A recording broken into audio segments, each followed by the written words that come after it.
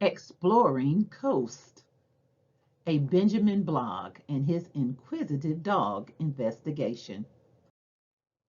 Welcome to the coast.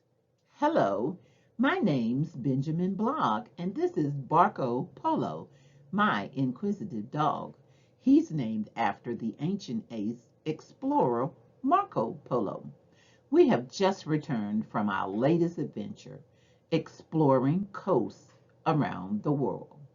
We put this book together from some of the blog posts we wrote on the way. Barco's blog, Tastic Coast Facts. Coasts are places where the land meets the ocean.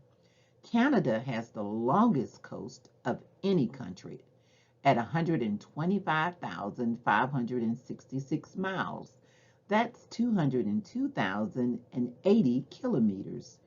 If you straighten it out, it would reach 5 times around the equator. Changing tides. Every day the coast changes because of the tides. Twice a day at high tide, the ocean floods onto the shore.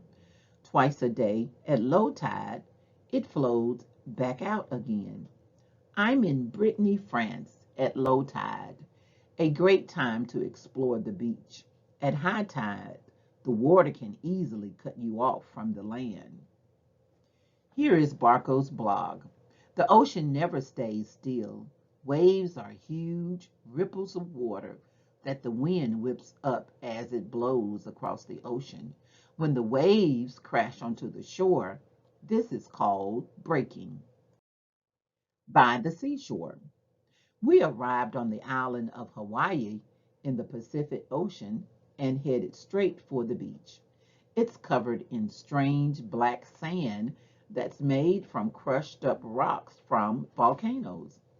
Sand is made when the wind and waves smash rocks, shells, and coral into tiny pieces. Barco's blog. Have you ever collected pebbles on a beach? They are often round and smooth. That is because they are rubbed and scraped against each other by the power of the waves. Caves, stacks, and arches. From Hawaii, we headed to South Africa and the Cape of Good Hope. The Cape is a headland, a rocky piece of land sticking out into the ocean. It's been worn into this shape by the wind and waves. The wind and waves also carve out features along the coast, such as caves, stacks, and arches. Barco's blog. When waves wear away at cracks in a headland, they carve out ocean caves. Fingal's Cave on the coast of the island of Staffa, Scotland, is named after a giant in Scottish legend. Yikes!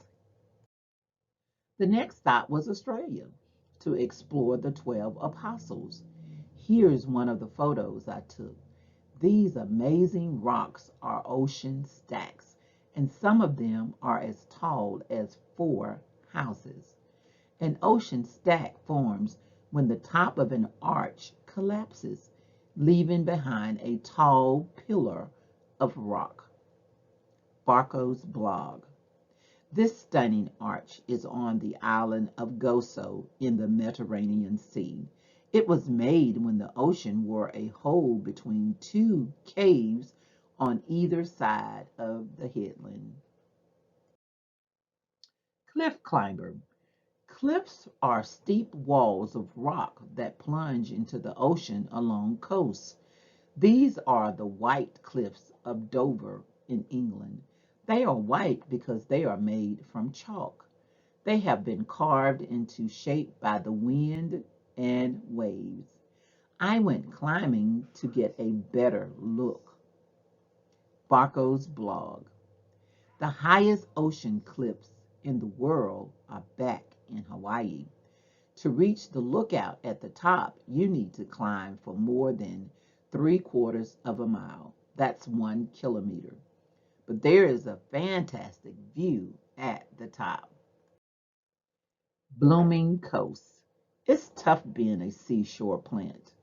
At high tide, plants get covered in water. At low tide, they are left high and dry. Seaweeds like this kelp that I took a photo of have root-like holdfasts for sticking onto rocks so that they do not get washed away as the tides go in and out. Barco's blog. Mangrove trees grow along the coast where rivers flow into the ocean. They have special roots that stick out from their trunks. These keep the trees firmly fixed in the mud. I spotted some clumps of this plant as I was climbing up a sand dune on the beach. It's moram grass, and you can't miss its spiky green leaves. Its extra long roots creep deep under the sand. They hold the plant in place, and they also stop the sand from blowing away. Barco's blog. Coconuts that fall from trees often drift far out to the ocean. They bob along on the water until they are washed up on another beach. There they take root and grow into coconut palm trees. Wet and dry wildlife. We're on the Galapagos Islands. I took a photo of this marine iguana. Marine iguanas are the only lizards that live in the ocean and on land. They feed on seaweed that grows on the slippery rocks. Luckily, these iguanas are strong swimmers and have long, sharp claws for holding on. Barco's blog. Sea turtles live in the ocean but come ashore to breed. Females dig holes in the sand and lay up to 200 eggs. When the tiny babies hatch, they head to the ocean. Many are eaten by crabs and birds. Our next stop was the Skeleton Coast in Namibia. It's a wonderful place for spotting Cape Fur seals. Tens of thousands of seals breed here in November. Visitors can view the mothers and pups from a walkaway, but you don't want to get too close. The seals smell trouble. Barco's blog. Oyster, oyster catchers eat shellfish, such as limpets, mussels, and cockles. They use their long, pointed beaks to lever the shells open and get to the tasty snacks inside. Rock pool life. Rock pools are home to some great, amazing animals and are great places to explore. Sea anemones look like blobs of jelly. When the tide comes in, they wave their tentacles in the water to catch small creatures to eat. When the tide goes out, they pull them back in again. Barco's blog. Limpets cling onto the rocks with their large, sucker-like feet. This stops them from being washed away. For a better grip, they scrape a little dip in the rock to sit in. Cracking up. In many places, coasts are in danger. Here in Holderness, in England, I'll need to watch my step. Each year, 2 million tons of rock from these cliffs crumble into the ocean, taking people's cliff-top homes over the edge with them. Barco's blog. Coasts are fantastic places to go on vacation, but large stretches have been destroyed to make place for hotels, tourist resorts, and golf courses. Some coasts are now protected. Hopefully, you enjoyed learning about coasts today.